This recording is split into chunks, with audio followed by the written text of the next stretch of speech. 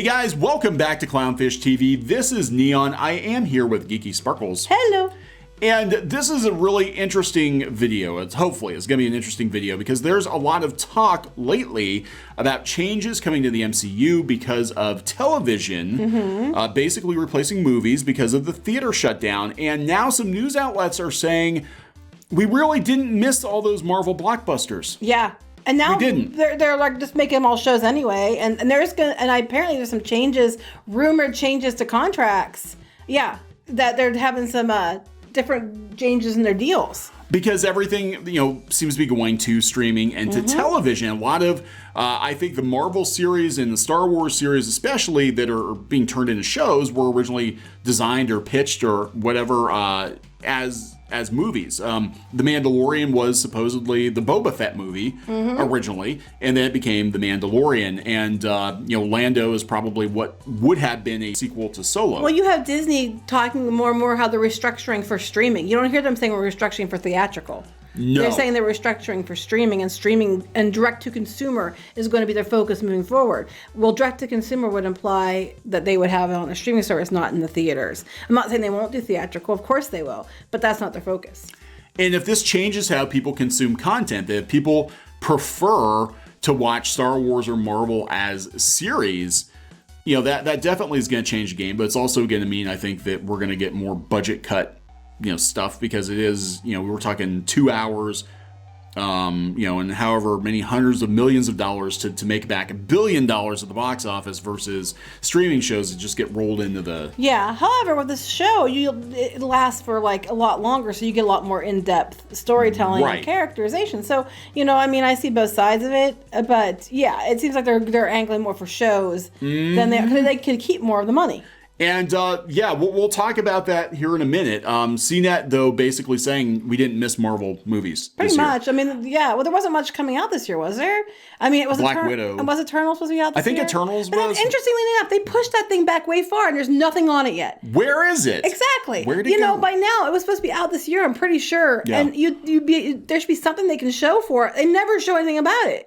No, that. A lot of people were wondering what happened to Eternals. It went down the memory hole. Maybe it wasn't coming together the way they hoped, and they're hoping people would forget. It's weird. So before we get into it any further, please subscribe for more pop culture news, views, and rants, guys. We're over 160,000 subs. We're almost 162. Yeah, hoping for 200 I'm so soon. excited. And you have 4 more days to get your hands on these pins.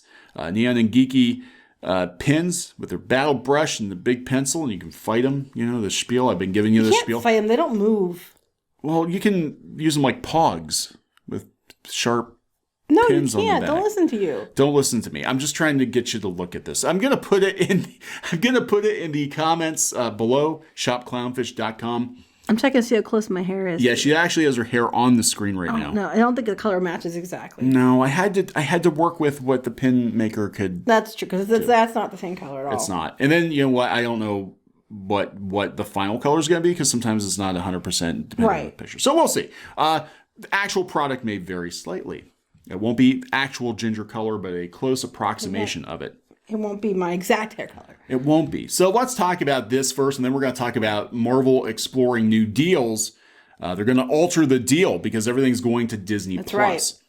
But this article was interesting. It's out there on CNET. If you get all the way down to the bottom, though, and they talk about how superhero movies have dominated the landscape for the last decade, and maybe people are getting burnt out on. Maybe we don't need superhero movies. I think that's what's happening. I think both in Marvel and in Lucasfilm, people are just I don't care anymore. There's just too much. Don't. And they might have invested in like the other phases because it was one whole storyline that wrapped up after 10 years. That doesn't mean they're going to be interested in moving forward because they already got a conclusion. They're like, do I want to get into this all over again? Especially with characters that I don't really know or care about. And the answer for most people is no. I don't give a shit. Yeah. They're talking about some of the most popular entertainment this year. Of course, this year is very different from other years, but still, they talk about Westworld. They talk about The Queen's Gambit, Lovecraft. But The Boys is kicking most of these shows ass, though. They're mentioning that. Yeah. Okay, I was gonna say. They said about The Boys. They said, here's the thing, though. The Boys is crazy popular, but The Boys deconstructs superheroes. It's a parody of the superhero But that just shows genre. people are just getting sick of it. They said the most tellingly, one of this year's most talked about TV shows specifically targeted and eviscerated the superhero mythos.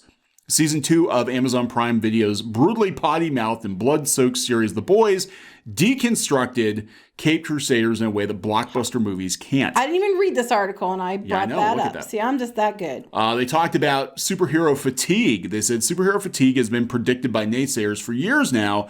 Alan Moore said that eventually people are going to get tired of superhero movies. They are. We hear a lot of talk more often than not, especially when you look at what is coming down the pipeline for Marvel, where people are like, Endgame to us felt like the end of Marvel. It is the end of Marvel. It's the end of the MCU as we knew it, because everything for a decade plus led up to this big, huge event. And now we're left with a bunch of like stand-in characters. Right, that's how they feel. And even the shows they're coming out with, like WandaVision is not going to be a traditional superhero show. It looks, and even I would say Falcon and the Winter Soldier feels more like a spy thriller. It's like a buddy cop spy thriller thing. Yeah. And Loki just is all over the place, but looks fun because Loki himself is all over the place and just fun. But it's interesting to me too about the comics and about superheroes.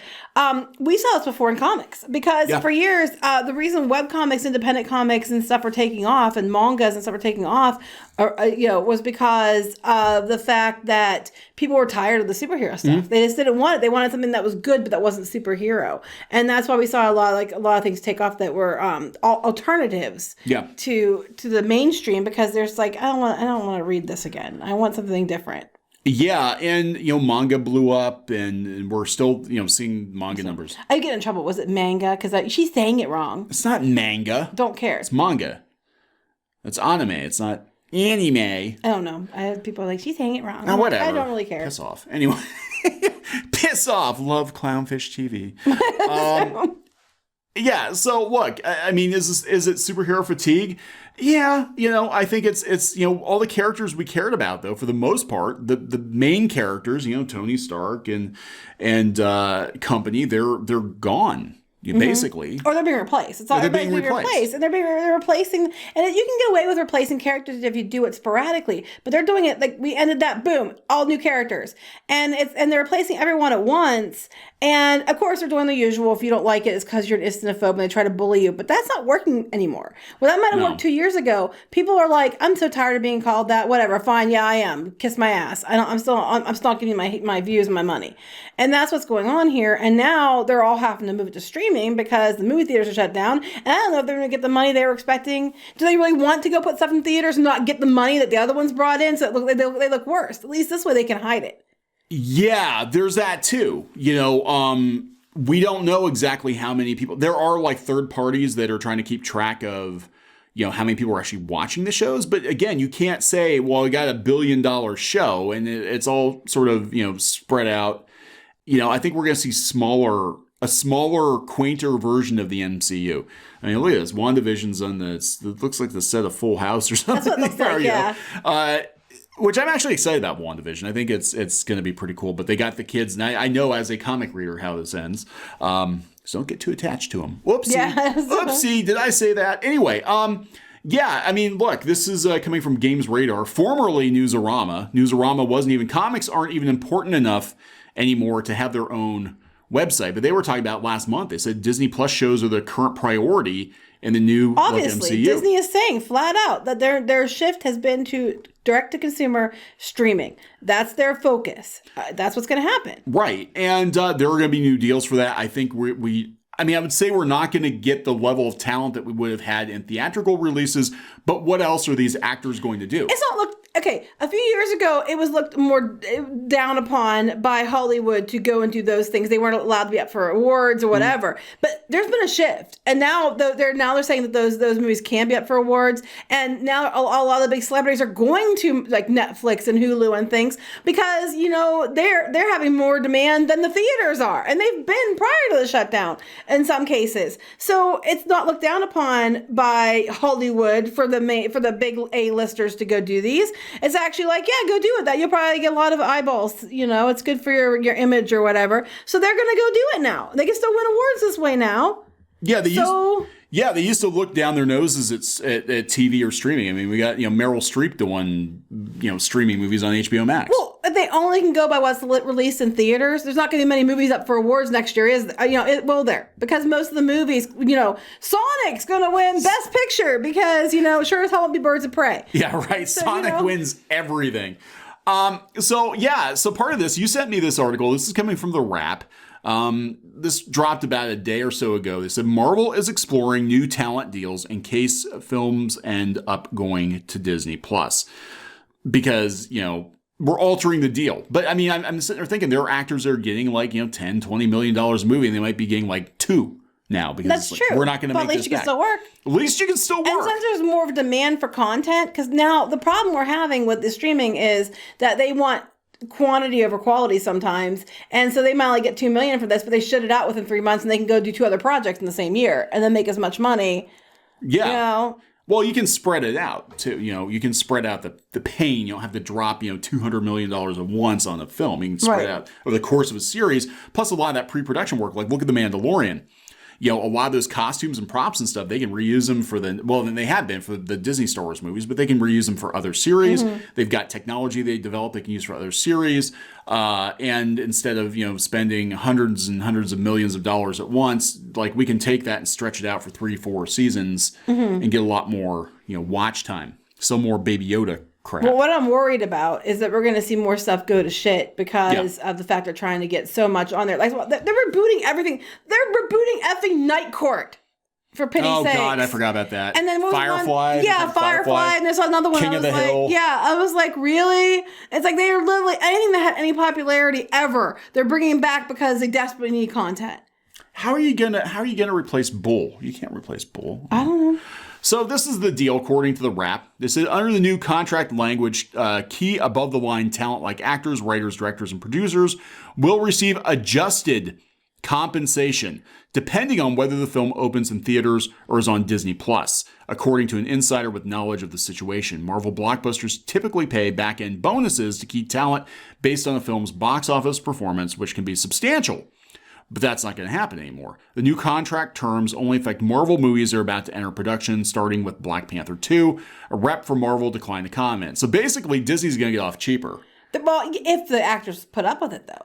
Because the actors might say, nope, don't want it. Is that why they're replacing everybody now? I mean, they didn't know this was going to happen, but... Well, they seem to be replacing a good majority of the MCU with cheaper actors, or B-listers or whatever. But beyond that, look at the shit fit that the Dune director had with HBO Max. Because a lot of his compensation probably depended on a theatrical release and getting, Dune could have been a huge movie for them, and now it's just getting dumped on streaming. So they are going to, because that's part of your income. You bank on that. Like, well, this is going to be a $1 billion movie, so I'm probably going to pocket X number of dollars. And the studios are down. Do you think that they're going to lose any money themselves? Nope. No, they're going to pass it down the food chain. So here we go. They said it's unclear if the new contracts will also apply to Disney's non-Marvel projects or whether deals are being renegotiated for Black Widow starring Scarlett Johansson. One insider indicated that the studio was pursuing side letter deals with top talent on films that already wrapped productions. CAA, which represents Johansson, declined to comment when asked if the actress has such a deal.